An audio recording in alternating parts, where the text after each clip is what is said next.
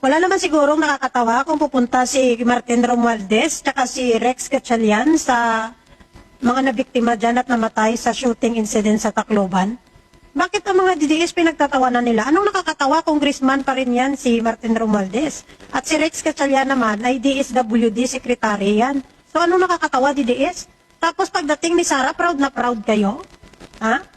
Talagang grabe talaga yung ano nila. Ito yung talaga, ito dapat ito talaga si Sara. Ay, iba ka talaga Sara. Pero pagdating kay Romualdez, kung ano-ano mga masasakit na sinalita niyo doon tsaka kay Rex Gatchalian, pumunta lang sila doon para magbigay din ng tulong doon sa mga namatayan. Tapos kung ano-anong pinagsasabi nyo.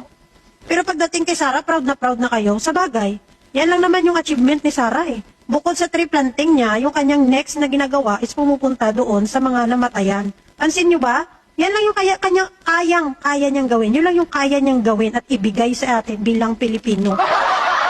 Wala namang masama sa ginawa ni Romualdez. Nagbibigay ng tulong yung LGU niya. Sinabihan niya na ganito ang gawin, bigyan ng financial support. Lahat ng mga nabiktima dito sa shooting incident, yung LGU niya, inutusan niya agad-agad. So walang masama doon. At tama lang na gawin niya yun kasi congressman siya. At dapat lang gawin yun. No, deserve din ng pamilya ng mga namatayan at ng mga nabiktima dyan sa shooting incident ng tulong galing sa congressman nila, galing sa LGU nila. So anong nakakatawa, DDS? Bakit kailangan yung magsabi na kung ano-anong masakit na salita? Diba?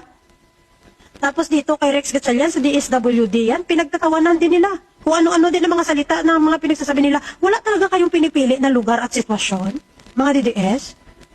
Talagang nilamon na talaga kayo ng galit at puot sa damdamin nyo. Pero pagdating ni Sara, wow, lahat, puro magaganda yung sinabi. Anong pinagkaiba? Anong pinagkaiba ni Sara sa mga tao na yan na pumunta din dyan, sa mga politiko na pumupunta din dyan?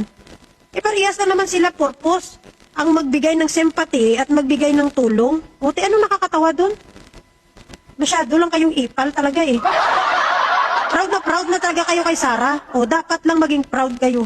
Kasi yan lang yung kaya niyang gawin bilang isang BP.